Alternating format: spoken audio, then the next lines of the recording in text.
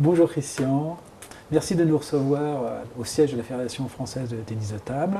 Donc en arrivant ici, j'ai trouvé un peu le bâtiment austère, froid. Est-ce que ça ne doit pas être la maison de tous les licenciés ou simplement un centre de gestion et puis de décision? Bonjour Patrick, bonjour Alexis. Oui, effectivement, le bâtiment manque un petit peu de chaleur de par sa conception. C'est évident qu'en principe, c'est la maison de chacun des licenciés. Et je pense que l'évolution du siège se fera avec les salariés et se fera dans le sens d'une ouverture. On s'est déjà annoncé un peu ce que peut devenir la fédération, un centre de service, mais ça doit être la maison du licencié, des départements et des régions, et bien sûr il faut peut-être qu'il y ait un peu plus de chaleur et de décorum. Pourquoi avoir accepté cette invitation à un entretien pour répondre à de nombreuses questions que se posent les licenciés? Double raison. La première, je pense que je ne l'aurais pas fait avec tout le monde, je le fais avec vous parce que je vous connais et que je sais qu'il n'y a pas du tout d'arrière-pensée. Et c'est justement parce qu'il n'y a pas d'arrière-pensée qu'il est logique aussi qu'un président de fédération ou que tout responsable à un moment donné soit amené, non pas à rendre des comptes, mais à expliquer les axes politiques ou les actions ou définir ce qui a été fait et pourquoi des fois on se retrouve dans des situations qui peuvent ne pas être comprises et qui paraissent parfois un petit peu absurdes. Donc il était tout à fait logique d'expliquer ce que cherche à faire la fédération pour ses pongistes. Elle ne le fait pas pour elle-même, mais en principe elle le fait pour les licenciés. Et ça là, c'est pas toujours perçu parfois parce que des fois il y a des maladresses. Donc tu as parlé des axes, donc quel est ton objectif en tant que président de la fédération? Quand j'ai pris la présidence, quand j'ai candidaté et quand j'ai été élu l'année dernière, l'idée essentielle était de faire une année calme, si on peut dire, après les événements un petit peu difficiles qu'on avait eus ces 3 dernières années, parce que le président élu en 2008 avait été obligé de démissionner, nous avions eu un président par intérim. Et puis finalement, je me suis présenté pour cette dernière année. Donc après tous ces événements un petit peu difficiles qui avaient nécessité aux élus de prendre des vraies décisions politiques, avoir du courage politique, il était bien, je pense, que ce soit une année calme. Donc j'avais annoncé que cette année serait une année de reprise de confiance des élus, les uns envers les autres, de finaliser les projets qui avaient été amorcés en début de mandat. Donc cette année devait être une année de réconciliation de tout le monde, parce que la fédération se doit d'être unie si elle veut devenir une grande fédération. D'accord. Donc quel est ton sentiment donc, et un peu le bilan de cette première année? Le bilan de cette première année, c'est que nous avons des gens passionnés, qu'une certaine sérénité a été retrouvée au sein du comité directeur. Les gens se sont parlés, ont communiqué, il y a une certaine union autour des projets, il y a eu des débats sans complexe et de ce côté-là, on a retrouvé quelque chose de très bien. Je disais sérénité et c'est vrai, et c'est important. Donc j'aurais parlé un peu des finances, parce que les finances c'est toujours le nerf de la guerre. Quel est l'état actuel des finances de la fédération? Depuis 2 ans, l'État s'est nettement amélioré.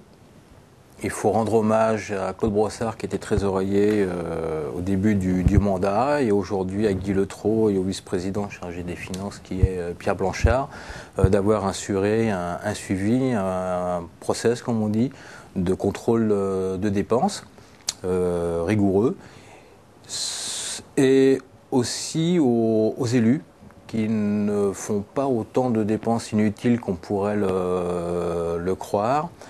Et à la gestion du siège, tu parlais de siège un peu austère, et je pense que cette austérité sur l'absence de décoration ou de tableaux sur les murs provient justement d'une gestion qui se voulait rigoureuse et pas superfétatoire.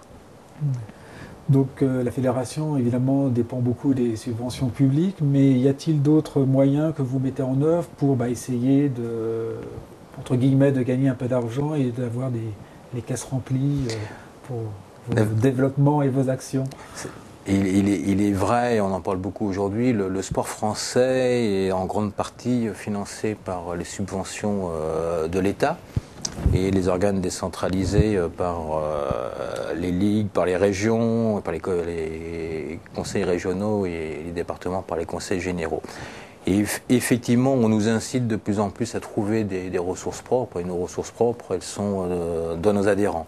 La fédération de tennis de table est une fédération qui doit se situer, je crois, vers la 11e place de toutes les fédérations françaises aidées par le ministère, avec seulement 30% de son budget qui provient de l'État, à comparer à d'autres fédérations comme l'Aviron qui sont au-dessus de 50%, et à d'autres comme le tennis ou le foot où les subventions d'État ne représentent que 6 ou 8%, donc tout à fait inutile pour elles. Donc nous sommes dans le bon groupe, et effectivement à l'avenir c'est d'essayer d'avoir plus de ressources propres, surtout dans le contexte économique actuel. Donc bien sûr nos ressources, vous les connaissez, les clubs les connaissent, c'est ceux qui payent pour les réaffiliations, pour les inscriptions des équipes en championnat, pour les critériums fédéraux, quelques amendes parfois, et puis on essaye d'avoir des partenariats. Donc nous avons des partenariats historiques avec Vaxport et Tibar pour l'équipementier des équipes de France, qui permet d'avoir à la fédération un cash chaque année en échange donc de l'image de l'équipe de France et du port des tenues. Et puis, tout doucement, on essaie d'avoir des contrats comme avec bwin pour les paris en ligne. Mais il est vrai qu'aujourd'hui, la fédération n'est pas une fédération très ouverte au monde extérieur et que nous avons énormément de progrès à faire par rapport à cela. D'accord. Donc ça veut dire pas encore de partenaires avec des grands noms de sociétés mondialement connus. Par contre, justement, pour lier à ce problème, il y avait eu un projet marketing d'établi il y a quelques années. On en a entendu parler. Donc, est-ce que c'est lettre morte ou c'est un peu en suspens? Pour retrouver des gros partenaires, je pense qu'il faut que nous ayons une image. Et là, aujourd'hui, je pense que nous avons du mal à définir notre image. Est-ce qu'on a un grand sport de compétition? On voit qu'on peine à être professionnel. On est un sport loisir bien connu, très pratiqué. Est-ce qu'il faut jouer cette carte loisir? On est un sport de famille, où j'aime bien dire que c'est un des rares sports où le petit-fils peut jouer avec son grand-père. Est-ce qu'il faut jouer sur cette carte-là? Donc il faut que nous redéfinissions un petit peu une image aujourd'hui d'un sport populaire, d'un sport sympathique et qui se joue aussi en compétition parce qu'il a des qualités techniques très évoluées. La société de marketing, j'avais pas été pour à l'époque, soit comme membre du comité directeur, soit comme président de ligue, parce que nous avions déjà des soucis avec le président du moment dans le cadre de sa gestion de la fédération. Et le fait d'avancer à marche forcée sur un projet qui est aussi compliqué que de créer une structure marketing, en l'espace de 4 mois, de faire des statuts, de dire que c'est tel type de société qui est bonne, et que c'est pas en faisant une sous-traitance. L'idéal aurait été de commencer par sous-traiter, de voir comment ça se passe, et puis après de nous adapter, et tout doucement de monter nos trucs. Non, il fallait tout de suite partir sur une SASU. Pourquoi la SASU pour autre chose? On n'a pas tous compris. Et bon, on se demandait un petit peu ce qu'il y avait derrière. Donc le côté un peu méfiant que nous avions à l'époque a fait que c'est passé de justesse, ça a été voté à l'Assemblée Générale, effectivement, le principe de création de la structure marketing. Ça a été voté de justesse. Et aujourd'hui, c'est en sommeil parce que je ne vois pas trop ce qu'elle peut nous apporter de plus. Je pense qu'il est plus important pour nous de mettre l'image sur une communication de la Fédération de tennis de table, une communication en externe, en interne, faire parler du tennis de table. Et pour ça, on aura tous les événements avant le mondial pour nous aider. Et après, on verra si effectivement on doit, avec cet appui-là, d'une communication, commencer à avoir une démarche beaucoup plus marketing. Je pense qu'il faut d'abord qu'on retrouve une image, qu'on parle du tennis de table, qu'on ait des choses à proposer et après on ira sur éventuellement quelque chose de marketing. Donc ça, c'était un peu pour les côtés recettes. Il y a aussi des côtés dépenses. Donc il est vrai que nos jeunes, notamment, font beaucoup de sorties, ont beaucoup de résultats. Donc est-ce que ça demande des dépenses exponentielles au niveau de toutes ces sorties, les préparations des joueurs? Est-ce que c'est un problème qui peut devenir financier à la fédération, où elle arrive à maîtriser ça dans un budget bien établi chaque année? Le budget de la DTN est réparti et établi en fonction de cette politique. Il est évident que c'est un axe fort de la politique de la direction technique et de la fédération que de se montrer concurrentiel au niveau européen, dans l'espoir que ces jeunes-là puissent devenir des bons seniors. Donc oui, ça a un coût, mais au-delà du coût, il faut savoir que nous avons l'intervention de cadres d'État qui proviennent donc du ministère des Sports. Nous avons une partie du budget de la direction technique qui va sur ces actions, qui est conséquent, et ces jeunes, et avec leurs entraîneurs, font aussi un certain volume d'entraînement qui leur permettent aujourd'hui de dominer en Europe. Donc c'est vrai que le financement est prévu par le budget, donc aidé par l'État pour l'encadrement, mais il y a une nouvelle structure que le Valois a créée. Donc beaucoup de licenciés se sont posé la question qui fait quoi, qui dirige, est-ce que c'est des structures parallèles ou séparées? Et beaucoup de gens se sont posé de nombreuses questions à ce sujet. Est-ce que tu peux un peu nous éclairer le rôle de la fédération, le rôle du nouveau team Levallois et comment c'est un peu structuré? Oui, c'est arrivé en février-mars de 2012. Le président du club de Levallois avec Jean-Philippe Gatien qui est vice-président et puis le maire adjoint chargé des sports est venu me rencontrer pour m'expliquer que Levallois se retirerait du championnat Pro A et qu'ils allaient partir sur une politique individuelle sur des joueurs et qu'ils allaient donc conserver une partie de leur financement pour cela. Je n'ai pas pensé que c'était au président de la fédération de juger de ce choix. Je pense que chaque président de club est capable d'avoir la politique qu'il souhaite. Comme la plupart des présidents de clubs de Pro A, je n'ai pu qu'avoir un regret de leur désengagement du championnat par équipe, en se posant la question de savoir si c'était judicieux ou pas. J'ai mon opinion personnelle, mais je n'avais pas à la montrer à ce moment-là. On m'a assuré que le projet n'était pas un projet contre la fédération, mais avec la fédération, donc que les joueurs continueraient à s'entraîner à l'INSEP, avec les entraîneurs de l'INSEP, et qu'en fait le Valois resterait plus en soutien auprès des joueurs, notamment lors des Pro Tours qui seraient et qui sont financés par la structure de Levallois.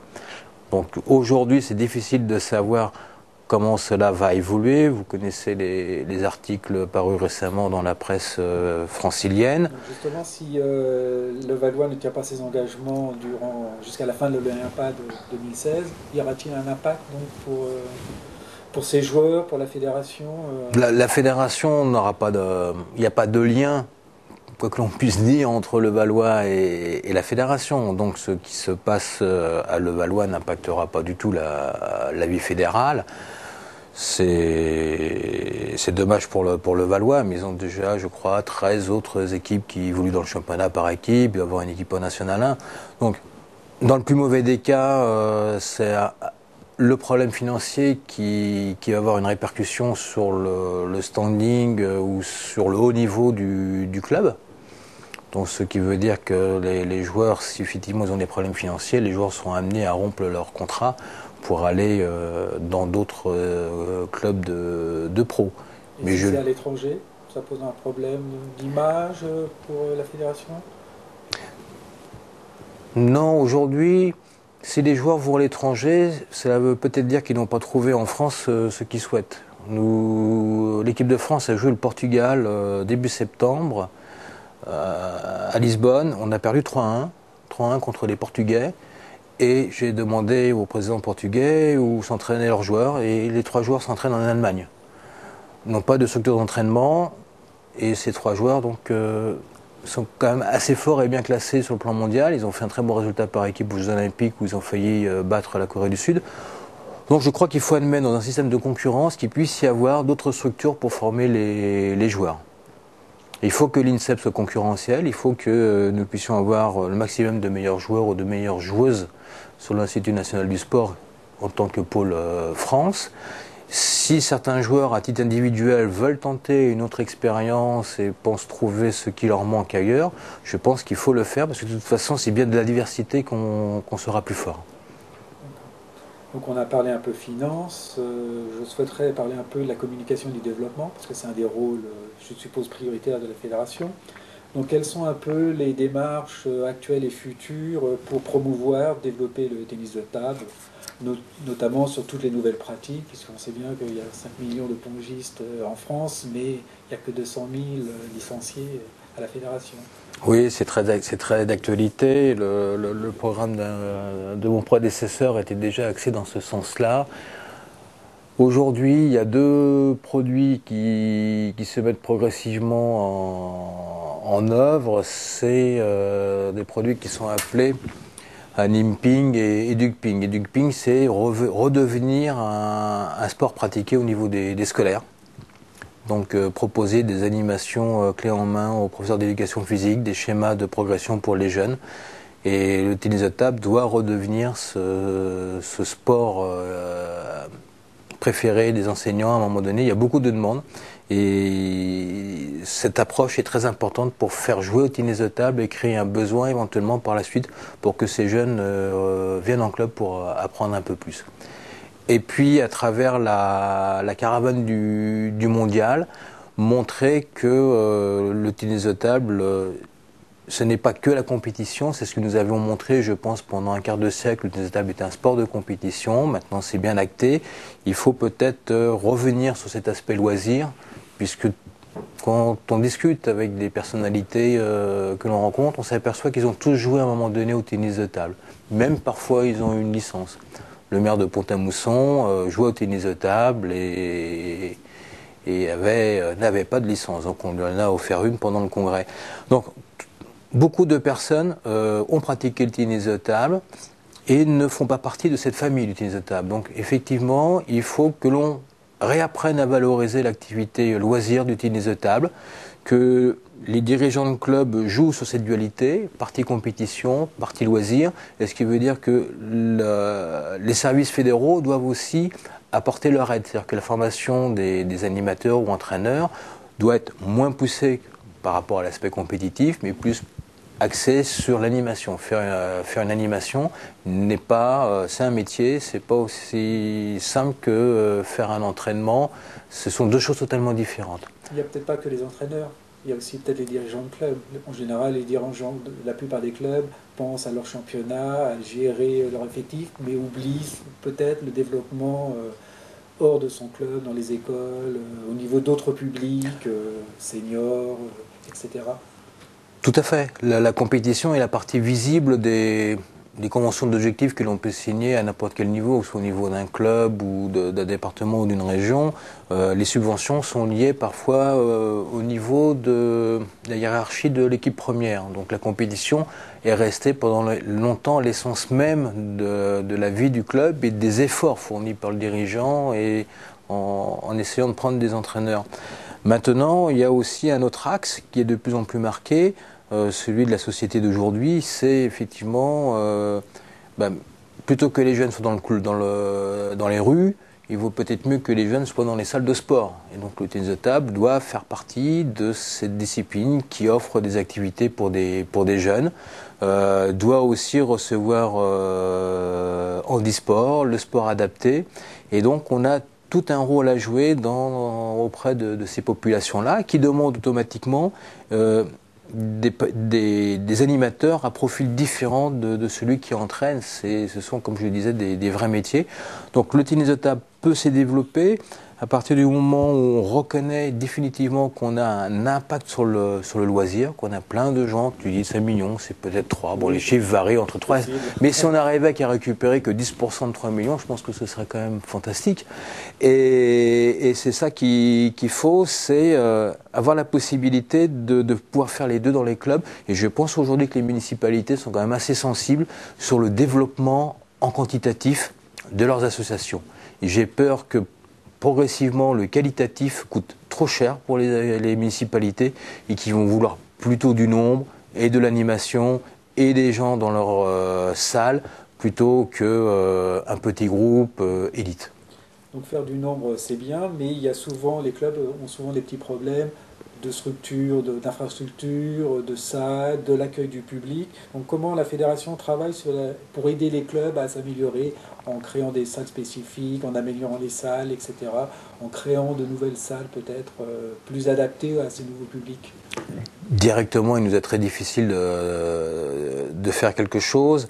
La fédération a édité un cahier sur comment construire et réhabiliter une salle de tennis de table. Il est remis à jour aujourd'hui par Jacques Hélène. Et ensuite, en fonction de ces normes proposées, des qualités de l'installation, des modèles d'installation, ça reste aux pouvoirs locaux, au président du club, de démarcher auprès de sa municipalité ou du conseil général pour faire pousser et grandir ce projet. Ensuite, ce projet peut être subventionné en partie par le CNDS. Donc c'est un projet qui remonte à la fédération, qui est classé par la fédération et proposé au CNDS comme projet numéro 1, numéro 2, en fonction des particularités, et puis aussi du peu de salles qu'il peut y avoir dans certaines régions. Il faut favoriser les emplacements où il y a peu de salles spécifiques. Donc pour résumer, finalement, la fédération, elle se focalise sur le nombre de licenciés. C'est un moteur essentiel pour sa visibilité vis-à-vis de l'extérieur, du ministère, des médias. Je dirais oui et non. Oui, parce qu'effectivement, c'est un critère vis-à-vis du ministère. Le ministère a dans sa convention d'objectifs un certain nombre d'indicateurs de performance. Indicateur de performance, par exemple, c'est le nombre de médailles rapportées aux Jeux Olympiques, aux Championnats du Monde, aux Championnats d'Europe, senior. Ensuite, dans d'autres indicateurs, c'est le pourcentage de féminines. Et là, on n'est pas bon. Autre indicateur, c'est le nombre de licenciés. On en reparlera tout à l'heure. Je sais, et ça ne me déplaira pas. Et donc, c'est aussi le nombre de licenciés. Donc, le nombre de licenciés reste un indicateur important de vitalité d'une fédération pour le ministère, parce que c'est aussi une augmentation de ressources propres.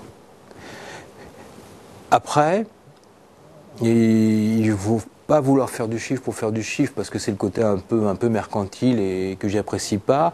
J'ai parlé de famille pongiste, c'est peut-être un peu illusoire ou utopique, mais si effectivement il y a 3 millions de pongistes occasionnels en France, j'aimerais que notre but puisse être de leur montrer qu'il existe une fédération française de tennis de table et que celle-ci peut leur apporter quelque chose et qu'éventuellement ils peuvent avoir un lien au travers d'une licence à finaliser pour peu de choses et avoir des services de cette fédération. Donc le but, c'est d'abord que les gens jouent au ping-pong, parlent tennis de table, sachent qu'il y a une fédération et après venir à nous. Mais pas tout de suite faire du chiffre pour faire du chiffre. Il faut d'abord donner avant de recevoir. Et justement, l'aide d'un partenariat avec une multinationale très connue au public pourrait aider justement à cette notoriété, à faire des actions communes. Est-ce que la fédération essaye de rechercher ce type de partenariat, autre que les partenaires institutionnels ou pongistes très connus, mais Non, aujourd'hui, nous n'avons pas les personnes ressources au siège, nous n'avons pas, je pense, les dossiers et nous n'avons pas non plus les résultats sportifs. J'ai essayé en début de mandat de voir avec la télévision, parce que je connaissais un ou deux journalistes de chaînes de sport, pour parler du tennis de table. La réponse est très simple pour les deux, c'est tant que vous n'aurez pas un champion du monde, le utilisables. Puis je suis même à la rédaction de France 2, je ne sais même pas qui s'occupe d'utilisables.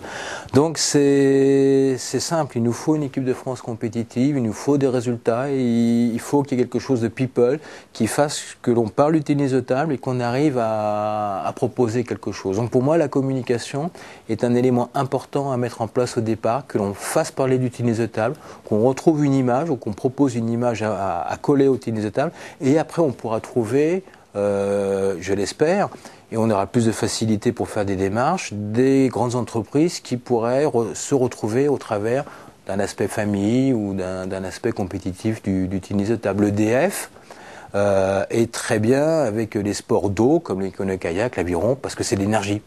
C'est de l'eau, c'est l'énergie, c'est EDF. Voilà, ça c'est simple.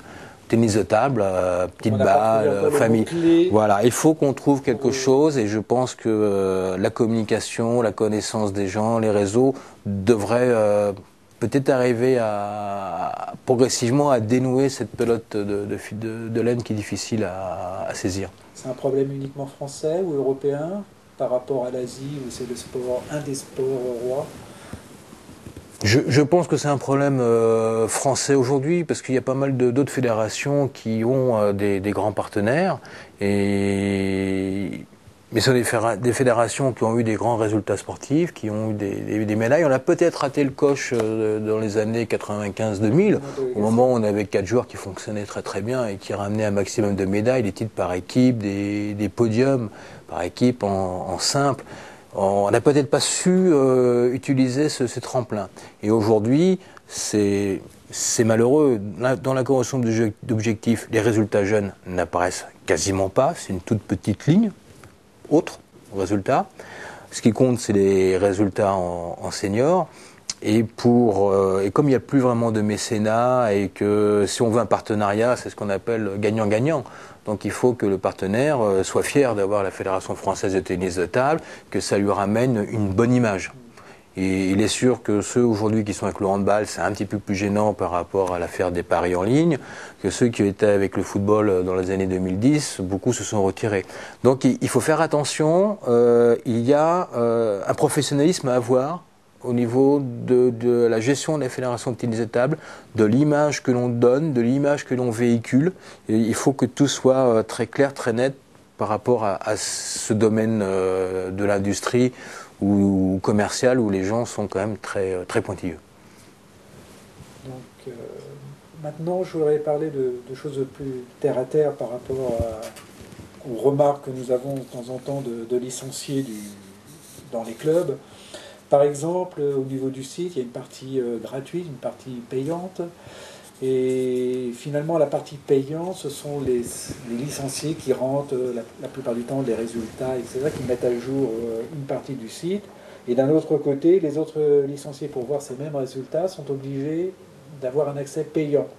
Donc, est-ce qu'il n'y a pas quelque chose de, entre guillemets, d'anormal entre ces deux... Ces deux aspects. Ces deux aspects, voilà. Qu'est-ce qu'on doit faire payer, qu'est-ce qui doit être gratuit, et quelle est la limite? C'est très difficile. Bon, c'est peut-être c'est mal tranché. Ça a été tranché comme cela parce que ce sont des services qui sont nouveaux, qu'il a fallu mettre en place, qu'il a fallu travailler, qui ont eu un coût, et il fallait à un moment donné répercuter ce coût sur le fonctionnement. Donc il y avait deux solutions. Soit on diluait ce coût sur l'ensemble des inscriptions par équipe, ou voilà, ça se voyait pas, c'était une augmentation sur une augmentation d'une inscription d'équipe ou de tour individuel.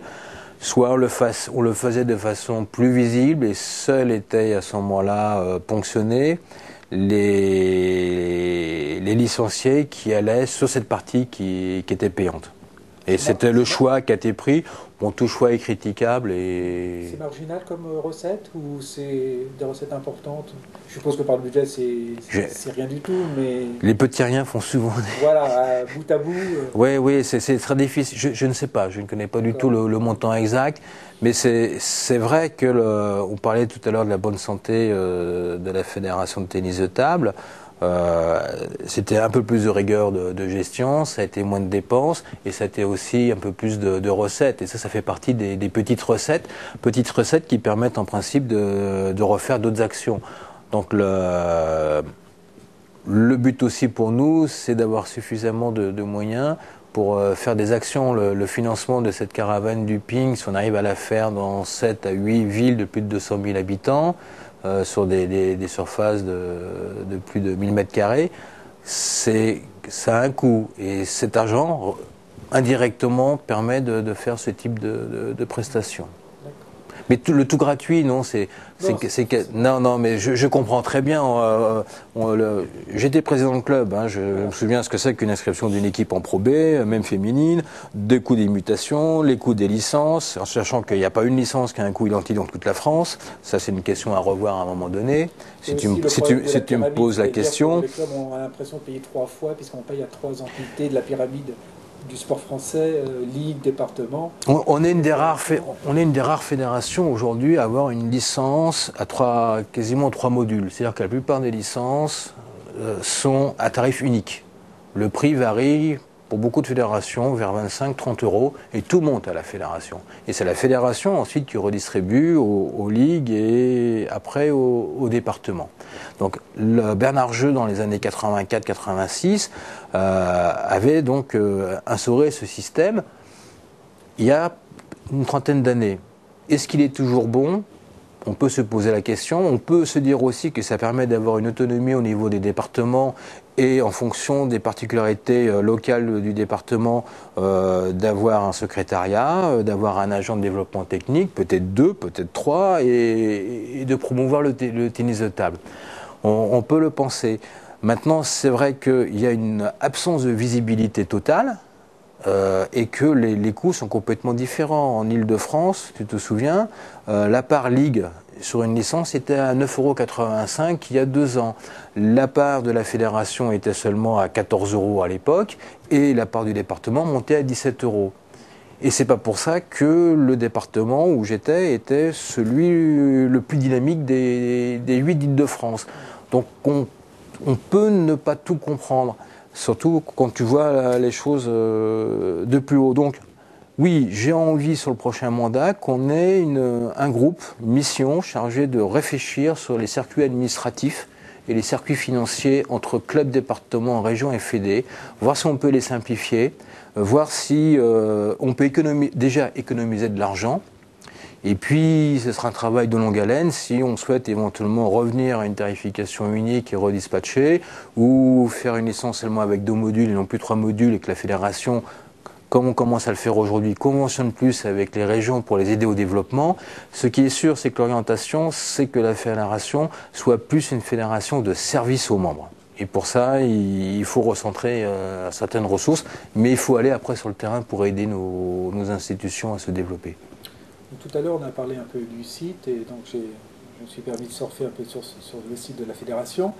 C'est vrai que la fédération, on se projette toujours vers l'avenir, mais je pense que le passé, c'est important. On a notamment un grand historien au sein de la fédération, et je trouve dommage, c'est qu'il n'y a pas du tout d'historique. On s'aperçoit qu'à partir du 1er juillet, un mois après, tout est supprimé, et même dans le passé très lointain, on ne connaît pas l'histoire du tennis de table, de ses résultats, au sein du site, ce qui est le plus facile pour les gens extérieurs d'ailleurs de la fédération ou pas, de pouvoir s'informer, de se rappeler des quelques bons souvenirs, ou des mauvais d'ailleurs. Est-ce que c'est envisageable de pouvoir mettre ça un jour à la disposition de tous Oui, non, mais je dirais pas que c'est un oubli. C'est un oubli malencontreux parce que je me suis retrouvé dans la même situation que toi en septembre. Je devais refaire une demande de subvention pour mon club. Un renseignement de ce qui s'est passé à telle année, à tel endroit. et t'as pas, tu trouves plus. Tout à fait. Tu recherches les résultats de la Pro B l'année dernière, tu les as plus. Voilà. Donc tout à fait. Non, c'est un oubli. C'est dans le cadre de l'informatisation, il est parfois difficile de penser à tout. Et donc ce système d'archivage a été totalement oublié. Donc tout est écrasé. Il faut que, il est nécessaire de.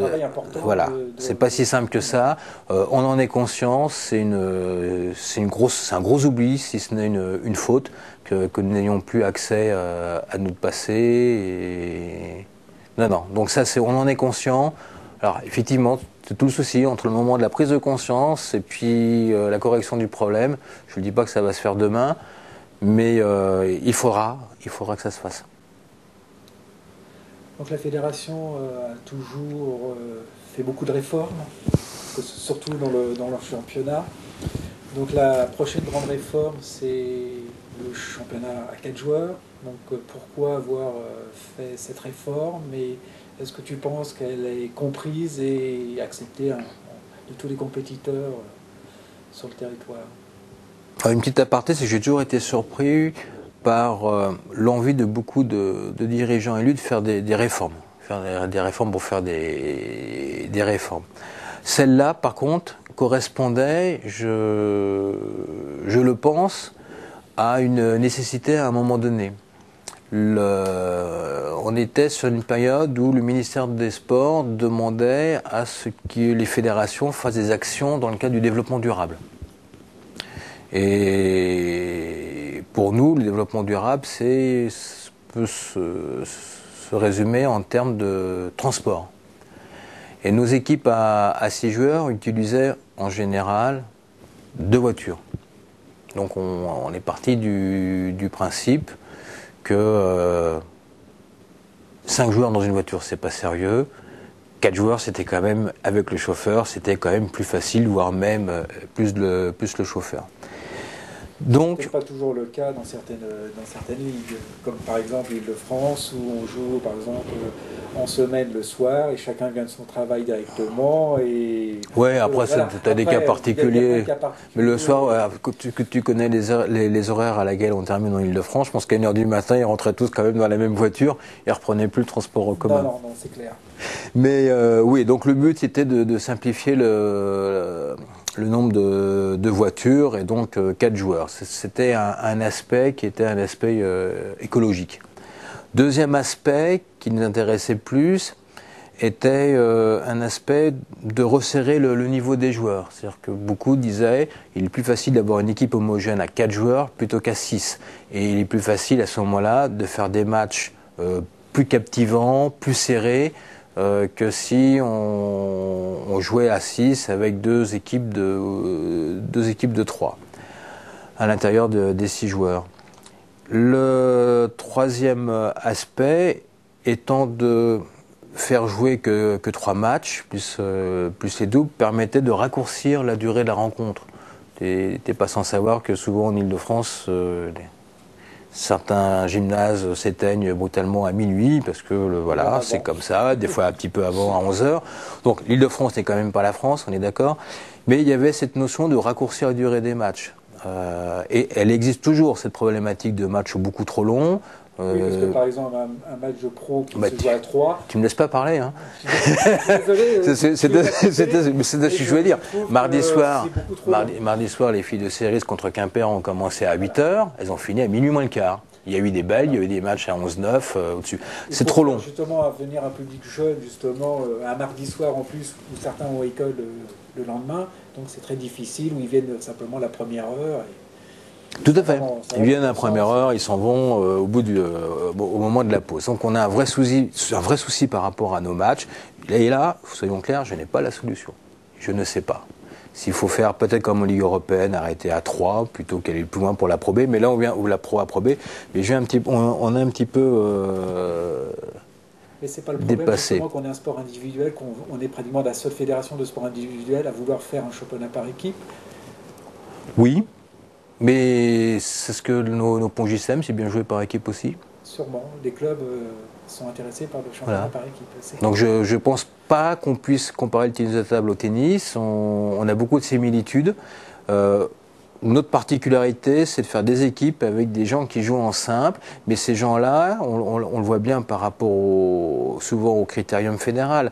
Ceux qui brillent souvent par équipe ne sont pas ceux qui jouent bien aux individuels. Ils n'ont pas toujours la même motivation pour se défoncer aux individuels qu'ils le font par équipe. Souvent, les matchs par équipe transcendent. Et quand tu discutes avec les gamins sur les interdépartementaux ou les championnats de France des régions, ils font des trucs fantastiques. Il y a un engouement, il y a un surpassement de soi. Et ça reste parmi les grands souvenirs.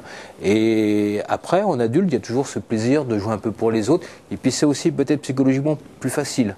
C'est-à-dire qu'on se dit, bon, je joue un peu plus relâché, mon match est important, mais si je passe pas, c'est pas grave, j'ai mes collègues. Alors que quand on est tout seul devant la table, en huitième de finale à un simple, la pression elle est complètement sur les épaules et on ne peut pas passer. Donc c'est peut-être un peu plus facile de jouer par équipe pour certains. C'est vrai pour le niveau de national, régional, départemental, mais le très haut niveau, notamment la pro, je pense qu'on a l'impression que la DTN préférait un championnat moins consistant, plus raccourci et se rapprocher justement du sport vraiment individuel pour leurs joueurs qui sont plus sollicités dans les Pro Tours et dans les championnats internationaux. C'est un petit peu ce qui s'est passé avec le Valois qui a, pour différentes raisons, a effectivement utilisé ce créneau de mieux gérer la carrière des joueurs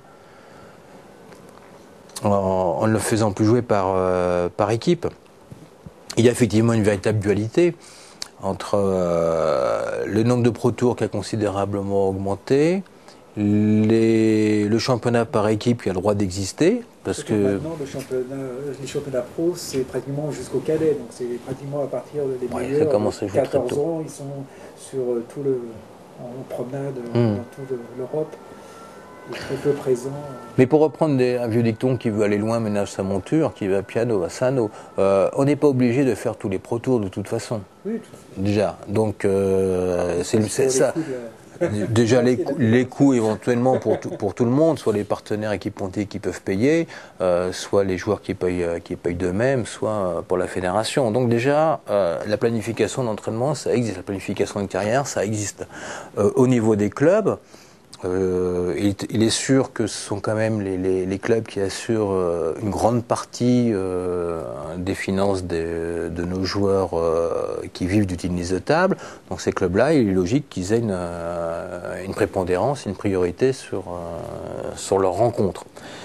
Si effectivement, puisque nous avons aujourd'hui une ligue française de tennis de table qui souhaite nous aider à faire évoluer le championnat, si eux, qui sont au cœur même de l'activité, plus que moi, si au cœur même de l'activité, ils sont capables de dire un championnat de Pro à 10, c'est trop, il nous faut un championnat de Pro à 8, on fera peut-être 2 malheureux clubs, mais on va les écouter et il y aura peut-être moins de rencontres.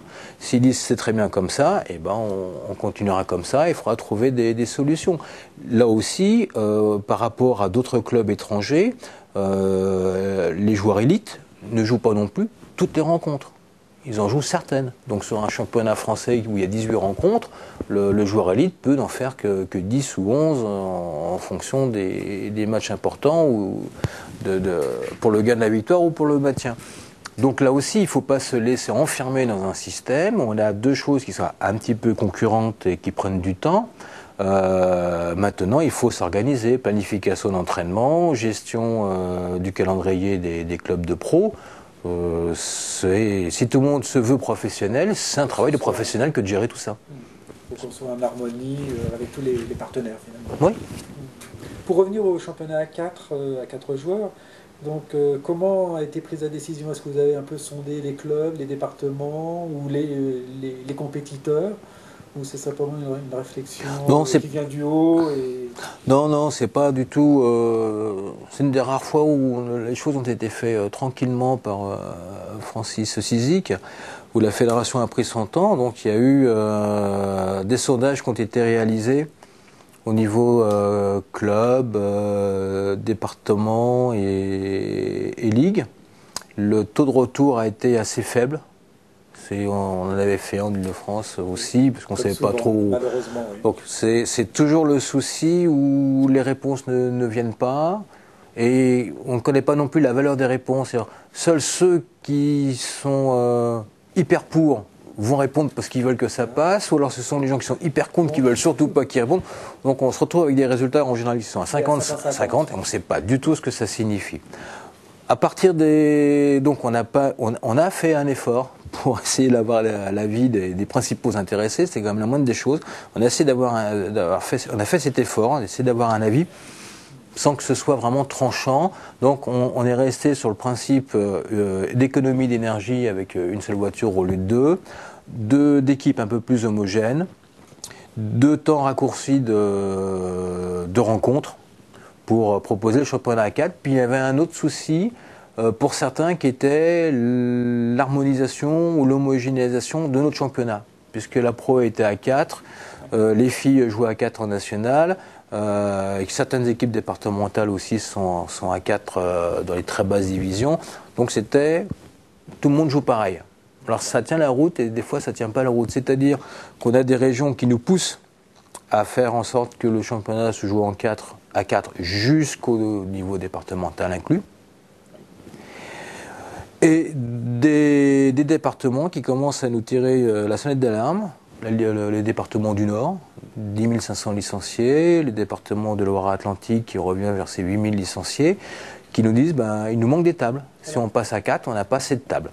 Donc il faut les écouter et si on a un championnat d'e-pro, si on a un championnat de national homogène par équipe de 4, c'est le championnat qui est le plus visible pour nos interlocuteurs ministères ou partenariats.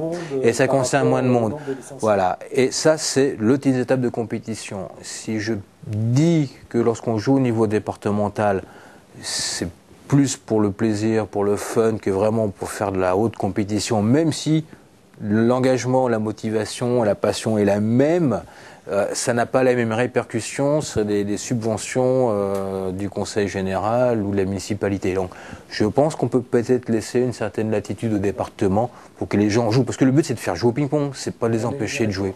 Donc ça veut dire que les ligues ou les départements pourront... les ligues en principe non. Des poules supplémentaires, alors oui, tout à fait. Pour réorganiser leur pyramide. Les ligues c'est déjà fait, tu le sais très bien. En étant en Ile-de-France, c'est fait aussi au Pays de la Loire. Oui, toutes les ligues ont pris leur disposition pour éviter de faire rechuter trop de joueurs de niveau régional en départemental. C'était complètement absurde. Donc il y a beaucoup plus de poules. Alors, deux solutions. Soit effectivement il y a plus de poules dans la division, soit on a rajouté une division supplémentaire. Donc en Ile-de-France, on a rajouté une R3. Donc tu penses que ça va plaire à la majorité des pongistes? Non. On verra. C'est très difficile. Je pense qu'il faut tester. Enfin, tester, non, maintenant c'est trop tard. Il faut le faire. Éventuellement faire des ajustements si besoin. Et après, faut pas être stupide. Si effectivement on a des remontées qui sont excessivement négatives, avec des indicateurs où on perd des licences ou des... Bon, il y aura forcément des mécontents. De toute façon, en France, dès qu'on bouge quelque chose, on a des mécontents. Ça, c'est une évidence. Maintenant, il ne faut pas que ce seuil de mécontents soit trop important. Donc, à nous d'avoir les bons relais qui puissent nous expliquer ce qui va et ce qui ne va pas. Mais pour les départements, je pense qu'on va laisser chaque département s'adapter en fonction de ses moyens, de ses possibilités. Donc évidemment, il y a un coût financier qui va être différent, puisque le nombre d'équipes va être différent. Peut-être que le prix d'engagement va être différent. Donc y a-t-il un impact? Comment vous avez prévu le financement et les retombées? Normalement, il a été dit que l'enveloppe globale des engagements d'équipe devrait rester constant. Donc ne pas utiliser cette augmentation d'équipe qui peut être de 20 à 30% dans les championnats, puisque 2 équipes de 6 vont faire 3 équipes de 4, donc ça fait un tiers, c'est ça, d'engagement en plus. Donc, mais pas sûr, parce qu'avec les remplaçants, peut-être que les clubs... C'était aussi un autre argument. la somme des équipes sera divisible systématiquement, oui. Donc le but, c'est de ne pas faire de business dessus et de diminuer l'engagement des équipes par la suite par rapport au nombre global. Par exemple, le nombre de joueurs de 6 passer à 4. Voilà. Donc le but, c'est que les recettes ligue fédérale et départementale, si passer à 4, que leurs recettes restent stables et que donc le coût d'engagement par équipe redescende. Autre sujet, sur le même point, le score acquis. Donc c'est la nationale, que pour la nationale. Et après, normalement, c'est aux ligues de définir. Non, puis bien sûr, il y a toujours un débat. C'est grand débat entre les. 1h du matin, le dernier. Ah oui, mais tout est important aussi. Voilà, donc il y en a qui viennent pour jouer, donc ils veulent faire leur match, et je comprends très bien. D'autres qui disent c'est pas intéressant, une fois qu'on a gagné, on a gagné, donc ça sert à rien de continuer les matchs. Donc je pense que c'est un problème d'état d'esprit, c'est un problème de niveau aussi. Donc dans les petites divisions, on est là pour jouer. C'est vrai. Et dans les divisions nationales, il y a le train à reprendre, il y a le 350 km à refaire en voiture. On a peut-être plus envie d'arrêter au score acquis que de jouer des matchs qui n'ont plus de grande valeur. Alors, on a toujours regardé le double dans cette compétition à 4. Donc c'est vrai que le double a été enlevé de certaines compétitions individuelles. Il y en a plus en pro. Il y en a à partir de la nationale.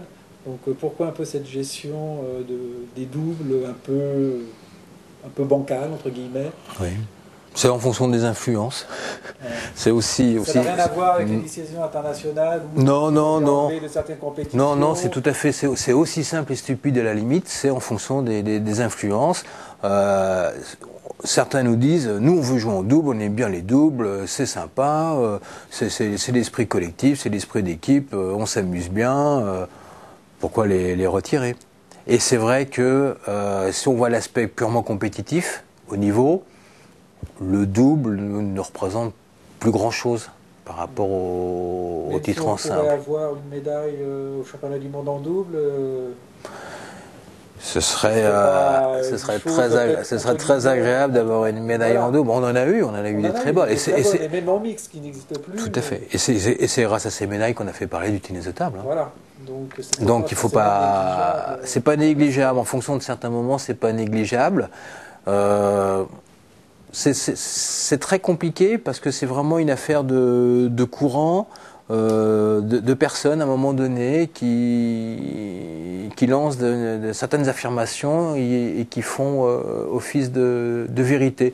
J'ai pas d'opinion parfaitement personnelle, je n'ai pas joué à haut niveau, donc je ne sais pas. Le double pour moi fait partie de ma culture.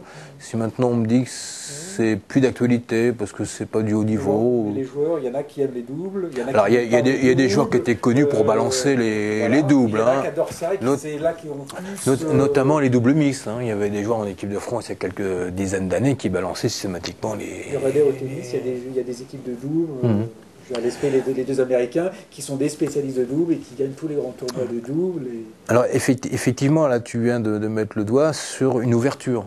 C'est-à-dire qu'on est encore limitant. On reproche à la fédération de trop cadenasser, de trop limiter. Si on a des gens qui ont envie de jouer en double, pourquoi ne pas les laisser jouer en double? Et ça nous fait peut-être quelques licenciés en plus. Les motiver à avoir un classement de double comme en simple, et petit à petit peut-être, je ne sais pas. Oui. C'est une idée comme une autre. Mais c'est une très bonne idée, on va te recruter à la fédération pour les idées. Non, ça fait partie effectivement de tous ces schémas où nous nous enfermons et nous ne sommes pas assez ouverts par rapport à d'autres fédérations. Oui, donc le double, c'est... Si on prend la logique d'une fédération qui doit s'ouvrir, qui doit laisser ces gens jouer au ping-pong, au tennis de table de compétition, qui tiennent la raquette comme un marteau, on s'en fiche du moment qu'ils se font plaisir, le double a, bien sûr, dans ce contexte-là, toute raison d'exister. Que le haut niveau estime que c'est pas suffisamment pur et tout, pourquoi pas? Mais c'est un autre débat. Donc il y a pas mal de clubs qui organisent des tournois. Donc la structure des tournois, c'est des structures régionales, nationales, internationales. Il y avait avant des tournois interrégionaux, donc c'était les tournois qui pouvaient, où les licenciés de plusieurs ligues proches pouvaient jouer ensemble. Donc ça a été supprimé. Y a-t-il une raison, quelle que soit, financière ou d'organisation, pourquoi ça a été supprimé? Je pense que ça va être la seule question où je vais avoir des difficultés à répondre parce que je ne connais pas suffisamment bien le dossier. Il a été dit à un moment donné qu'il y avait certaines ligues pour lesquelles c'était plus facile d'organiser des tournois interrégionaux parce qu'elles étaient plus centrales. Donc il y avait en périphérie beaucoup plus de joueurs d'autres régions qui pouvaient venir par rapport à d'autres régions. Je ne sais pas plus sur ce dossier. Voilà. Maintenant, il est possible, si vraiment ça pose des soucis, que la réponse puisse être approfondie et puis on chargera le webmaster de fournir une réponse officielle. Donc en regardant les statistiques, on s'aperçoit quand même que le nombre de clubs est légèrement en diminution régulièrement. Donc, sais-tu pourquoi la diminution des clubs en France? Y a-t-il une raison ou c'est des multiples raisons? Est-ce que c'est des problèmes financiers, des problèmes de bénévolat, des problèmes d'infrastructure? Est-ce qu'on a un peu une idée J'ai peur qu'on n'ait pas vraiment d'études par rapport à cette diminution du nombre de clubs. Il y a des arguments que l'on avance. Les municipalités de grandes villes qui ne souhaitent plus maintenant financer 3 ou 2 clubs dans leur même municipalité. Donc ils demandent à fusionner. Ça fait déjà un club de moins. Il y a le fait que certains clubs disparaissent parce que il n'y a pas eu de succession au trio, au président, trésorier, secrétaire. Des gens qui arrivent en bout de course, fatigués, et personne ne veut prendre la suite. Ça, c'est aussi un deuxième aspect qui existe. Je ne connais pas, bien sûr, les pourcentages.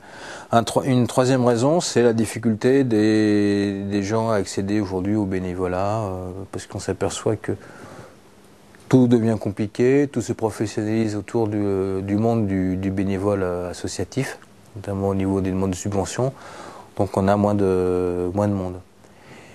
Il est possible aussi que des clubs puissent disparaître puisqu'ils n'offrent peut-être pas suffisamment d'heures d'ouverture et de jours d'ouverture. Je pense à des petits clubs foyers ruraux qui sont ouverts 2 fois par semaine, alors que peut-être à côté, il y a un club qui va offrir une ouverture du lundi au samedi, voire le dimanche. Les clubs qui n'ont pas de salle spécifique, par exemple. Pas de salle spécifique, il faut monter, démonter, il n'y a que 2 tables, il faut attendre et tout. Donc il est possible que ces petites structures soient victimes d'une désaffection, puisqu'on est quand même à un moment où les gens viennent, ils veulent jouer tout de suite et partir. Donc ils veulent consommer, il y a cette composante-là aujourd'hui. Donc effectivement, nous voyons nos nombres de clubs diminuer régulièrement. Par contre, le chiffre de licenciés reste globalement stable. Donc ça veut dire que ce n'est pas le nombre de clubs qui nous fait perdre des licenciés. Alors est-ce que c'est une bonne conclusion? Je ne sais pas. Le badminton, lui, a le phénomène inverse. Fédération en pleine expansion, 60 000 licenciés il y a 10 ans, 160 000 aujourd'hui. Ils ont augmenté de 100 clubs cette année. Mais ils ont une dynamique différente et à la grande différence du tennis de table, ils ont des clubs qui ne sont pas affiliés à la Fédé. D'accord. Donc rien n'est parfait, mais c'est très difficile après de savoir a posteriori pourquoi tel club s'est pas réaffilié. Il faudrait retrouver, mais il faudrait mettre effectivement un étudiant dessus pour comprendre vraiment la sociologie de ces clubs qui disparaissent. On a des explications qui viennent à l'esprit, comme on les a nommées. Est-ce qu'elles sont vraiment réelles et pour quelle part elles entrent? Parce qu'on peut se dire, si on ne perdait pas des clubs, peut-être qu'on aura encore plus de licenciés. Là, on prend le raisonnement inverse, on dit finalement c'est pas grave que les clubs disparaissent parce qu'on a toujours le même nombre de licenciés. Mais peut-être qu'on aurait plus de licenciés si ces clubs-là étaient restés. D'ailleurs, dans les Hauts-de-Seine, c'est justement dans l'Olympiade qui va venir, on a l'intention justement de faire une recherche de pourquoi il n'y a pas de club dans certaines villes et essayer justement de réactiver, soit de réactiver des clubs qui ont disparu, soit des clubs, des communes, pardon, où il n'y a pas eu de club.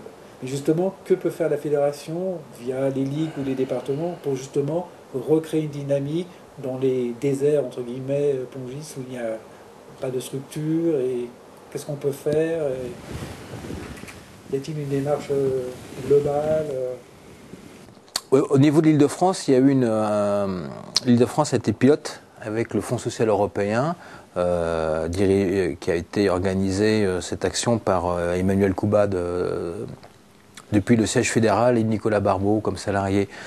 Le but était de faire l'accompagnement des clubs, le projet des clubs, l'accompagnement des clubs. Il a formé aussi des accompagnateurs et aider les départements. Donc cette action de formation d'accompagnateurs, elle doit perdurer et se faire dans d'autres régions. Et ce sera bien sûr à la fédération de diriger ces actions et de coordonner. Donc, ce que l'on peut imaginer comme schéma, c'est qu'effectivement, le département qui est proche des clubs reste complètement le moteur des aides à apporter, mais avec un soutien régional et un soutien fédéral. De quel type? Peut-être difficile encore à définir. En personne, sûrement, financièrement, je ne sais pas. Mais l'idée aujourd'hui est vraiment d'un rapprochement de la fédération vis-à-vis des ligues à travers les conventions, que les ligues aient bien un rôle par rapport à leur haut niveau jeune, par rapport à la formation et à la gestion des compétitions, et que les départements aient surtout un rôle dans le développement via des agents de développement ou via les CTD. Donc il faut que toutes ces pièces-là s'entraident les unes aux autres. Donc on a parlé un peu des réformes en France. L'ITTF aussi est souvent amené à faire des réformes. Donc je crois que la prochaine, ça va être la structure, je ne sais pas si on dit structure, mais de la balle. Donc est-ce qu'il y a des prévisions de modification, de réformes par les instances internationales sur le jeu ou sur le matériel? Non, pas à ta connaissance? Pas ma connaissance. La balle, ça a été retardé parce que ça devait être mis en application après les Jeux de Londres, je crois. Oui. Ça devait être retardé. J'en entends plus parler en ce moment. Bon, il est vrai aussi que les préoccupations internationales ne sont pas les miennes au quotidien. Je voudrais changer de sujet et de parler d'un sujet qui revient souvent à nos oreilles, qui est l'arbitrage. Un grand débat. On s'aperçoit qu'il y a une déficience d'arbitre, de juge-arbitre dans le tennis de table. Donc comment donner un peu l'envie, déjà à nos jeunes joueurs dans les clubs, de devenir arbitre, comme on devient joueur? Que peut-on faire pour améliorer la situation malgré tous les projets qu'on a essayé de faire dans le passé? J'ai peur de ne pas avoir de recette magique. Il faut peut-être se rapprocher de ce qui se passe à l'UNSS, où l'UNSS fait des formations jeunes arbitres, où les championnats de France tennis de table UNSS sont arbitrés par des jeunes arbitres qui ont une véritable responsabilité, qui sont reconnus et respectés par les pongistes compétiteurs. Il a été demander est-ce qu'il y a un lien entre l'UNSS qui a fait, avec l'aide de la Fédé, mais qui a ces jeunes arbitres dans leur pool, qui puissent arbitrer par la suite sur les fédérations, sur les compétitions de la fédération. Donc c'est aux responsables de la commission fédérale d'arbitrage et aux commissions régionales d'arbitrage d'avoir le nom de ces jeunes arbitres pour essayer progressivement de les intégrer dans nos compétitions.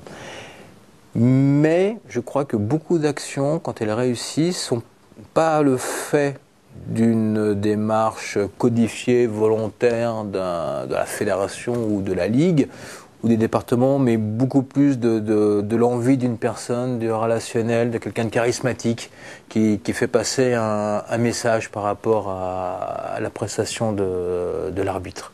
Et c'est pas aussi une question de la formation des éducateurs, puisque c'est eux qui sont en contact avec les jeunes, donc ils sont plutôt concentrés sur l'apprentissage de l'activité, mais peut-être qu'ils oublient aussi qu'un joueur sera adulte et pourra devenir bénévole, mais aussi arbitre, et il ne sera pas forcément qu'un compétiteur.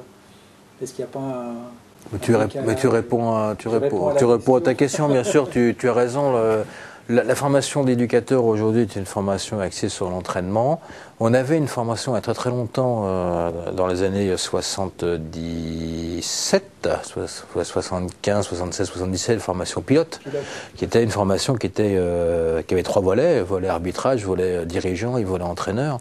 Donc c'est peut-être dommage qu'ils nous ont perdu cette formation, qui était une formation généraliste, qui permettait à des jeunes de 16 à 18 ans d'avoir accès aux responsabilités et de voir les 3 facettes du milieu. Donc c'est vrai, c'est peut-être le parent pauvre aujourd'hui de l'action des entraîneurs, de l'action dans les clubs. Je suis moi-même fautif dans mon club. J'ai plus pensé à trouver des jeunes pour faire une formation d'entraîneur plutôt que d'essayer de trouver le bon profil pour être arbitre. Et peut-être que je ne connais pas vraiment le bon profil pour être arbitre. Mais je pense que c'est avant tout des gens passionnés. Sûrement. Voilà.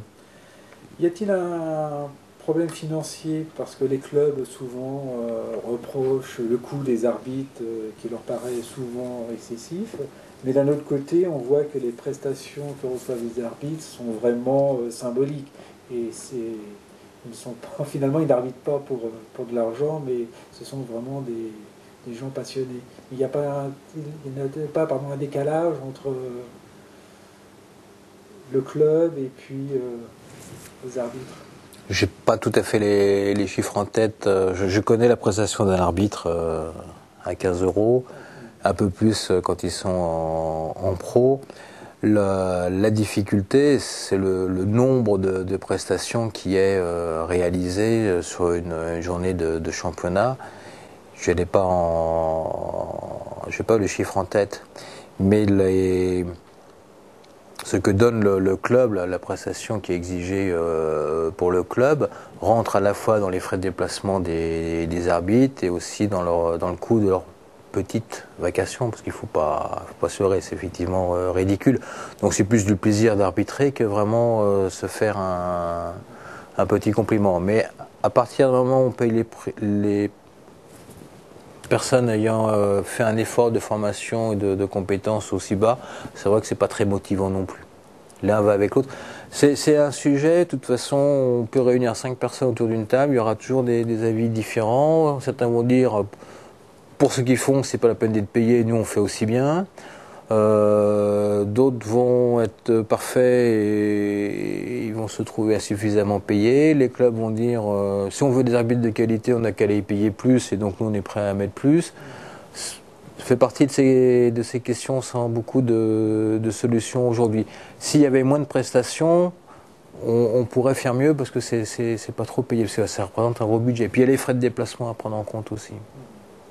Non, donc l'arbitrage demande maintenant de plus en plus de technicité, puisqu'on a le contrôle de raquette, on a surtout l'application du service qui est très difficile à appliquer et qui pose polémique entre arbitres, entre joueurs, la gestion des cartons qui n'est pas forcément comprise de la même façon dans chaque arbitre, donc il y a des fois des litiges avec les joueurs. Que peut-on faire pour améliorer est-ce que c'est de la formation des arbitres? Est-ce que c'est de l'information au niveau des joueurs? Je ne vois pas comment répondre correctement. Mais il y a quand même souvent... il y a des soucis, bien sûr, c'est évident. Après, ça dépend à quel niveau tu te situes. Si on voit sur les athlètes, les sportifs de haut niveau, les pongistes de haut niveau, dans l'ensemble, ils acceptent et respectent les décisions des arbitres. Mais après, ils vont aller dire le carton il est excessif. Ils acceptent. Par exemple, sur le service, on sait très bien mais c'est ingérable. Je ne comprends. Ne font pas le service réglementaire qui est pratiquement impossible à faire. Oui, et puis et après, au niveau interprétation, c'est aussi à la Fédération internationale d'écouter sa commission des athlètes, qui est représentée par Samsonov, pour que soient édictées des règles que l'on puisse appliquer et que l'on puisse vérifier. il est impossible aujourd'hui sur le service de voir si le service est faux ou s'il est bon. C'est très difficile d'arriver à juger. Pareil pour les épaisseurs de raquettes aujourd'hui ou les contrôles de vapeur. Je reste très sceptique sur l'appareillage utilisé de par mes études un peu scientifiques il y a quelque temps. Je ne sais pas. J'ai peur que l'on aille dans des règlements aujourd'hui que l'on aura du mal à appliquer parce que il y a un trop grand flou autour. Quand tu fais une faute au foot, un tacle et tout, c'est visible, c'est net. Voilà. Là, coup de pied dans la table, des fois, tu n'as que le geste, et c'est dans le feu d'action que tu peux encore accepter, mais il y a des moments, c'est très, très... Bon, c'est pas un bon exemple, le coup de pied dans la table, parce que quand même, c'est volontaire. Oui, mais le petit cri ou le geste qui... Voilà, oui, il y a certains... Oui, voilà. Tout à fait. Il y a certains cris qui... interprétés comme de l'anti-jeu, ou simplement... Oui, ou des encouragements, à des moments donnés, l'encouragement de l'entraîneur aussi, l'entraîneur qui est allez, et puis qui prend un carton. Des fois, c'est très... Mais ça fait partie de... Il y a des différences avec l'international. Mais c'est pas palpable, c'est pas palpable. C'est un problème d'état d'esprit. Il faut pas que le joueur s'encourage. Oui, mais quand on a 12 ans et qu'on est en train de remonter au score ou de mener, on s'encourage, c'est normal. Donc c'est... La pédagogie, pas qu'il faut faire de la pédagogie avec les enfants, mais non, je crois qu'il y a peut-être à redonner une ligne directrice à l'arbitrage en général, pas l'arbitrage français quand même, mais oui, des fois, bon, on entend bien le mot ayatollah, quoi. Des fois, il y a des décisions qu'on a du mal à assimiler, alors parfois on voit pas tout, c'est peut-être ça aussi. Faut être sur le... Ceci dit, le rôle d'arbitre est toujours difficile parce que c'est des décisions à prendre dans l'instantané. Mais bon, il faut connaître les gens, je ne sais pas. Un sujet, autre sujet, pardon, les féminines. Donc, comment expliquer déjà au niveau résultat le manque de féminines, quelques résultats en jeunes, très peu en seniors ou pas du tout, depuis un certain nombre d'années. Pourquoi finalement? Est-ce que c'est notre politique de formation, de suivi des féminines? Pourquoi nous n'avons pas de résultats? C'est global, hein, de toute façon. C'est très global, parce qu'on a 16,7% de féminines sur l'ensemble du territoire. On a très peu de dirigeantes. Je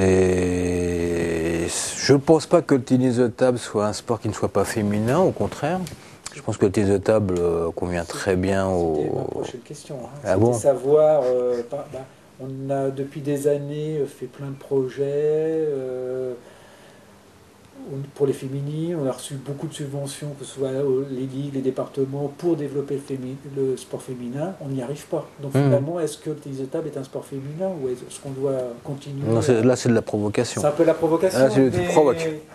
Non, le tennis de table pour moi est féminin de toute façon. Le bad ils sont 40%. Le tennis de table pour moi est tout aussi sympathique que le badminton. Surtout que chez les tout petits, on a pratiquement autant de filles que de garçons. Chez les poussins, les catégories poussins, on commence à les perdre. On commence à perdre. Alors, bon, et en junior fille, par contre, c'est une catastrophe. Mais, bon, d'une part, il y a peut-être l'évolution des féminines plus spécifique par rapport aux garçons à un moment donné, quand elles deviennent juniors et tout. Ça a encore à voir sur le plan social. Aujourd'hui, il y a quand même un manque d'identité au niveau de l'équipe de France féminine. Si on repart du haut, Est-ce que justement l'image véhiculée au JO par deux joueuses asiatiques, est-ce que c'est...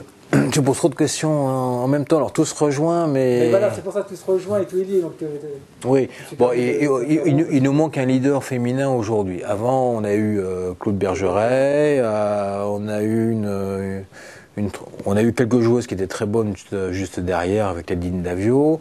Ensuite, on a eu Brigitte Thériet, il y a eu Wang Xiaoming avec Manu Kuba, il y a eu quelque chose qui, ces filles-là ont rapporté des résultats. Et puis après, on est tombé un peu plus dans l'anonymat. Et c'est malheureusement pas la présence de Carole Grondich et ses titres quand elle était jeune senior qui ont pu profiter à donner une image au tennis de table féminin français.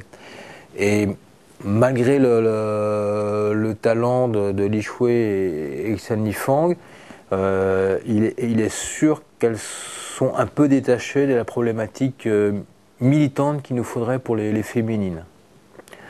Donc on a un problème de reconnaissance d'image. Donc on a des jeunes filles aujourd'hui avec Laura Pfeffer, avec Audrey Zarif, avec Marie Migaud, avec on ne sait pas trop, Alice Abba, Laura Gasnier, ce qu'elles souhaitent faire à l'avenir. On a quand même des jeunes filles qui arrivent à un bon niveau européen, ce qu'on n'avait plus depuis très longtemps. Maintenant, il faut qu'on leur propose un projet qui leur plaise, qui leur permette de s'investir, en sachant qu'une fille, c'est pas un garçon, que le comportement est complètement différent, et que on a autant de plaisir à entraîner des filles que des mecs, on a autant de satisfaction à voir nos filles en compétition, mais c'est un peu plus subtil, c'est un peu plus fin qu'un garçon, ça demande un doigté différent, un comportement différent, et c'est complètement normal. Alors que ce soit un garçon ou une fille qui entraîne les filles, ça c'est pas le problème, c'est d'être à l'aise, qu'il y ait les communications qui passent. Donc on a des jeunes qui arrivent maintenant, il faut effectivement comprendre ce qu'elles recherchent et pas dire faire comme les mecs et tout. Non, les filles sont un peu plus terre à terre. On avait vu avec Carole, elle a fait une formation. Elle a fait kiné en même temps que sa carrière de haut niveau.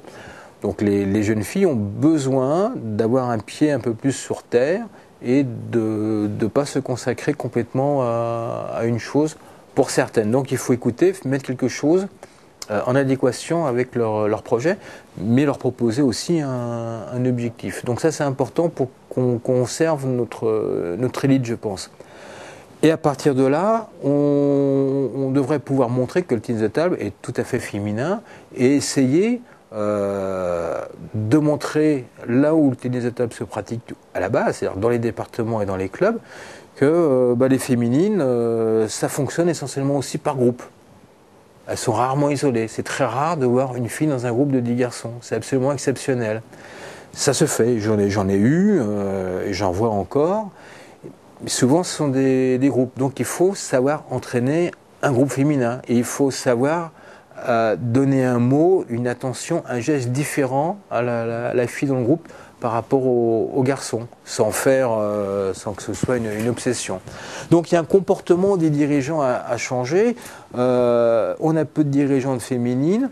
On a peu d'entraîneurs féminins. On a peu d'entraîneurs masculins qui s'intéressent au tennis de table féminin. Aujourd'hui, le tennis de table féminin, c'est l'affaire de passionnés. Et il faut montrer que ce tennis de table féminin, il est tout aussi intéressant, tout aussi réjouissant que le tennis de table masculin. Donc c'est un vrai travail de fond. Il faut arrêter de stigmatiser, ouais, les filles, de toute façon, il n'y a rien à en tirer, ouais, ça ne t'intéresse pas au ping-pong. Non, c'est un problème où la fédé est peut-être machiste, on n'a pas su, on ne sait pas s'intéresser correctement aux filles. Pourtant, au niveau, vous avez déjà essayé de changer la structure par rapport aux garçons, où ils sont en pôle espoir regroupé. Là, on a essayé de mettre les filles plus proches de leur club, plus proches de peut-être leur famille, et de les préparer au niveau différemment. Oui, mais c'est aussi un problème d'environnement technique aussi, c'est un problème. Il faut quelqu'un de charismatique pour s'occuper des filles, il faut qu'il y ait une dynamique réelle, il faut qu'il y ait... C'est un travail beaucoup plus collectif que chez les garçons qui sont un peu plus individuels. C'est mon ressenti. Il y a besoin on a besoin de les porter un petit peu, mais dans le bon sens du terme, de les encadrer. Donc un dernier sujet avant de te laisser partir, c'est une année d'élection, puisqu'on est en fin d'Olympiade. Donc déjà, seras-tu candidat pour la prochaine Olympiade? Donc je crois que l'élection c'est bientôt. C'est le 15 décembre. Une précision qui voudra que ceux qui veulent bien le croire. L'idée de l'interview, elle a été faite au mois de mai, juin, je ne sais plus, c'était bien avant les vacances. Et la date aujourd'hui a été décidée maintenant.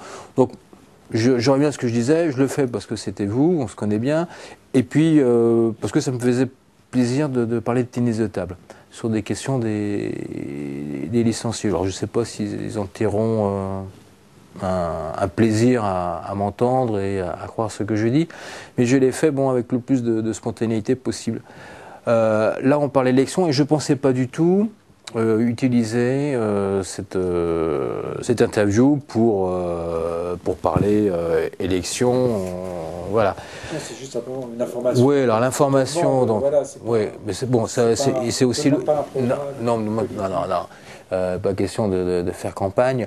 L'information, oui, effectivement, en étant candidat à la présidence l'année dernière, c'était bien pour prendre conscience du fonctionnement de la fédération et des rénovations, des améliorations à apporter pour la prochaine Olympiade. C'est-à-dire pas débarquer en janvier 2013 avec un programme pas réaliste et ne se basant pas sur la réalité du fonctionnement. Donc c'est bien utiliser cette année qui vient de se passer pour faire une rénovation du fonctionnement de la fédération et essayer d'avoir une équipe qui soit plus jeune avec des idées nouvelles, des idées actuelles. Alors, puisqu'on parle d'équipe, donc là, aujourd'hui, vous savez que le scrutin est un scrutin de liste bloquée, ce qui impose au candidat président de trouver 26 membres. Suite à la défection d'un ancien, j'ai 26 membres aujourd'hui sur mon équipe, 26 candidats. Il y a 14 anciens et 12 jeunes. Quand je dis jeunes, pas tout à fait. 12 nouveaux. Il y a 12 nouveaux, il y a des jeunes, et il y a des 9 un peu moins jeunes, mais qui vont apporter aussi une compétence de par leur métier. Le choix de la stratégie de se constituer une équipe, puisque c'était tout à fait nouveau dans le paysage pongiste, c'était de garder quelques anciens. Là, on avait j'allais dire la chance, non. Sur ce mandat-là, 7 anciens arrêtaient. Donc ça permettait d'avoir un renouvellement certain. J'avais expliqué que je choisirais un certain nombre d'anciens pour les qualités et les valeurs humaines qu'ils portaient, pour gérer la fédération, pour continuer à être le pilier du fonctionnement fédéral, et puis essayer de trouver des nouveaux qui vont apporter un souffle, qui vont apporter des connaissances nouvelles, une dynamique nouvelle, beaucoup plus liée avec les besoins aujourd'hui. Si parmi tous ces gens, je pouvais trouver des compétences spécifiques à des corps de métier que nous n'avons pas, par exemple, on parlait de communication à un moment donné, si je pouvais avoir un élu sur la com, ça aurait pu être bien. Donc c'était le principe de la constitution de l'IS. Donc aujourd'hui, 14 anciens, 12 nouveaux, dont je pense une grande majorité de jeunes, avec des noms dont je suis aussi assez fier et qui montrent la confiance. Le projet, on a parlé de rénovation du fonctionnement de la fédération, c'est bien pour que la fédération devienne un organe de service à ses membres. Donc c'est fonctionner un petit peu différemment. En off, je parlais de la communication, donc devrait être recruté au 1er décembre une personne chargée de la communication à temps plein de la fédération, donc travaillant au siège, communication en interne, en externe. Ça va être utile et référent pour le mondial 2013, et puis aussi utile pour les clubs de Pro A, Pro B, pour essayer d'améliorer la communication et d'avoir une meilleure visibilité. Donc c'est un premier pas vers des personnes à compétences spécifiques pour pouvoir aider le tennis de table à se développer dans les ligues et dans les départements. Donc le président et le comité directeur va changer, donc en général change aussi le DTN.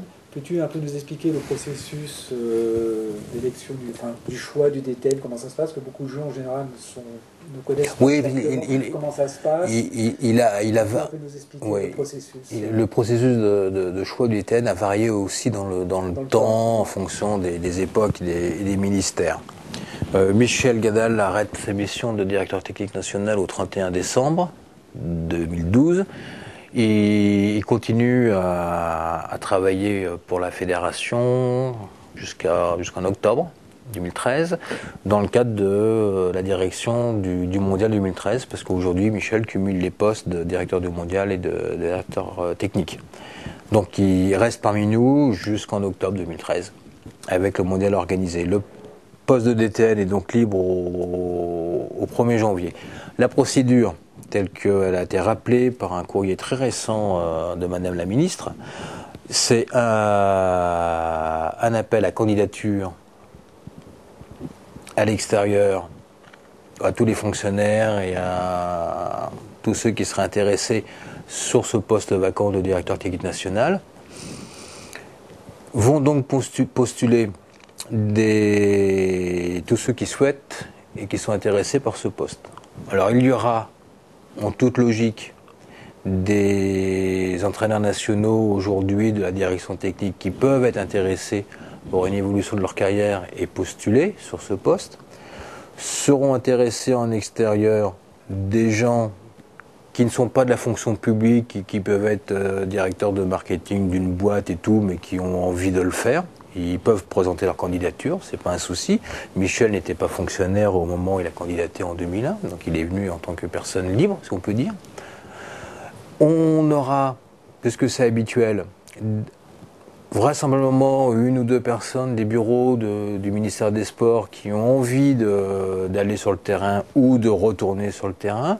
Et puis on aura, parce que là aussi c'est habituel, des directeurs techniques nationaux qui sont en train de changer de fédération et qui souhaitent continuer à mettre leur expertise auprès d'autres fédérations comme DTN. Donc tous ces gens-là vont candidater, non pas auprès du futur président qui serait élu le 15 décembre, mais ils vont candidater auprès de la direction des sports. Il y aura une commission de la direction des sports qui va auditer ces différents candidats. Ils ne vont pas les classer comme ça a pu se faire à un moment donné.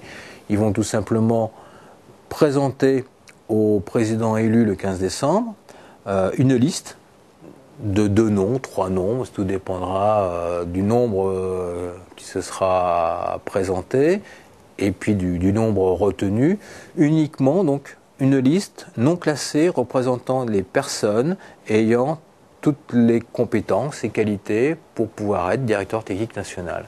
Et à ce moment-là, au président qui sera élu à ce moment-là, de prendre contact avec ces personnes, de regarder leur dossier, de discuter avec eux, et comme c'est effectivement un ticket, comme c'est dit dans la littérature, un ticket président et DTN. Donc ce ticket devra se faire avec 2 personnes qui vont présenter un peu d'affinité et une vision à peu près identique des choses, pour que le fonctionnement se fasse bien pour tout le monde. D'accord. Donc après on peut être amené à faire entre guillemets des restructurations à la DTN ou des changements de critères ou de... Bah, tout passe de toute façon. On fait un effort de renouvellement au niveau des élus, puisqu'on garde 14 anciens et on prend aujourd'hui 12 jeunes, peut-être 13. Voilà, donc il y a un effort de renouvellement de l'état d'esprit du comité directeur de la fédération qui va entraîner par conséquent une rénovation, une évolution du fonctionnement du siège fédéral. Il est logique que la direction technique nationale évolue aussi dans ce même sens. Évoluer ne veut pas dire, comme j'ai cru comprendre à un moment donné, tout casser. On a une formation de jeunes qui fonctionne bien, il faut garder. C'est évident. Il faut se donner les moyens, ou se donner plus de moyens, si c'est ça qu'il faut, pour avoir une équipe de France, garçons et filles, en seniors, compétitive.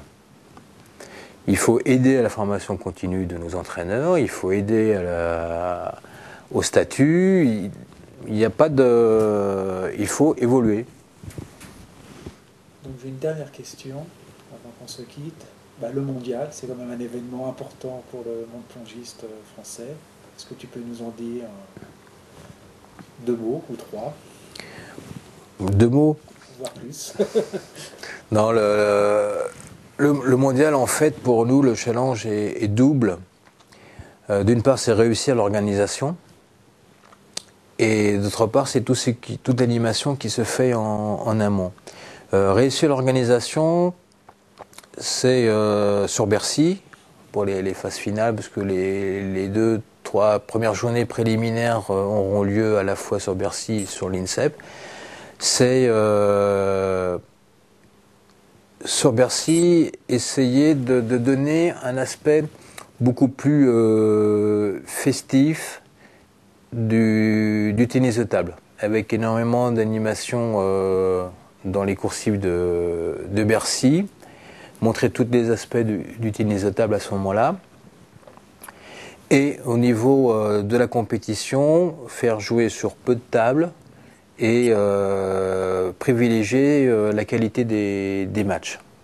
Donc fini à Bercy avec une douzaine de tables dans le central, avec une salle annexe, c'est vraiment tout centré sur le spectacle. C'est nouveau. La particularité, bien sûr, c'est que cela va faire appel à beaucoup plus d'organismes professionnels que de bénévoles. Donc les élus du comité directeur, le siège est moins concerné par l'implication bénévole dans le fonctionnement, puisque beaucoup est sous-traité à des entreprises professionnelles. En partant sur cette idée de mondial spectacle, de qualité. Pas de crainte au niveau du financement, comme des quelques ratés Non, là aujourd'hui le budget du mondial se monte à peu près 6 millions d'euros.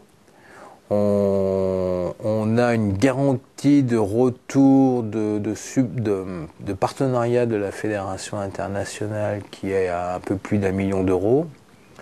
On a les subventions avant la crise CNDS qui couvrent aussi quasiment la même somme.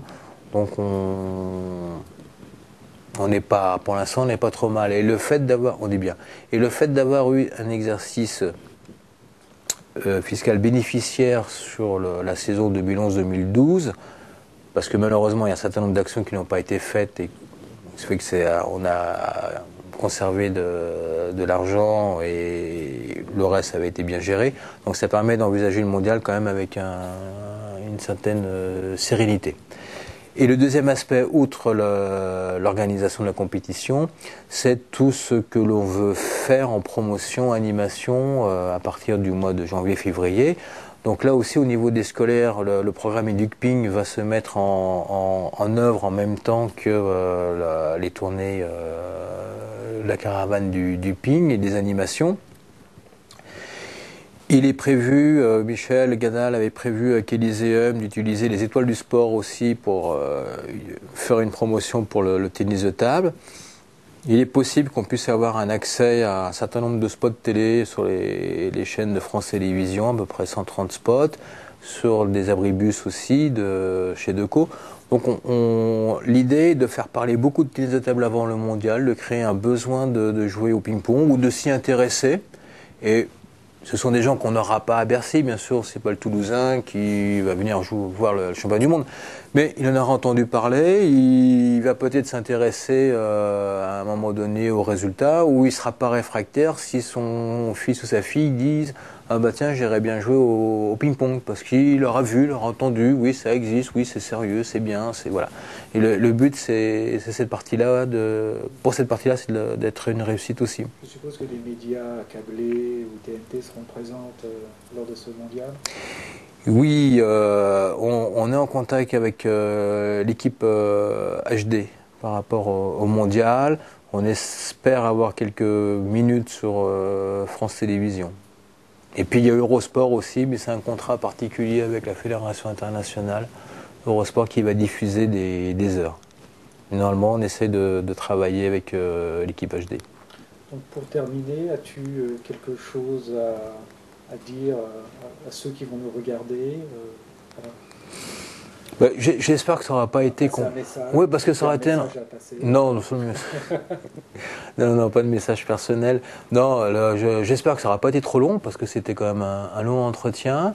Les questions posées sont des questions qui sont très souvent pragmatiques et qui touchent au cœur de l'activité.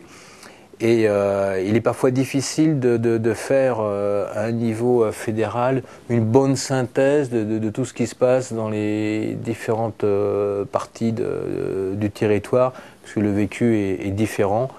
Mais je pense que ce genre de questionnement et d'interview un peu impromptu est finalement une très bonne initiative de monsieur Alexis Zikria, qui fait lui aussi de très bons DVD sur les clubs. Et donc voilà. Christian, je te remercie de rien, consacrer tout ce temps à cette entretien. Mais si ça a pu permettre de répondre à certaines interrogations, très bien. Si ça en nourrit d'autres, vous connaissez le mail d'Alexis, vous lui posez les questions. Et on viendra te voir. Et voilà, tout à fait. Merci. De rien, c'est un plaisir.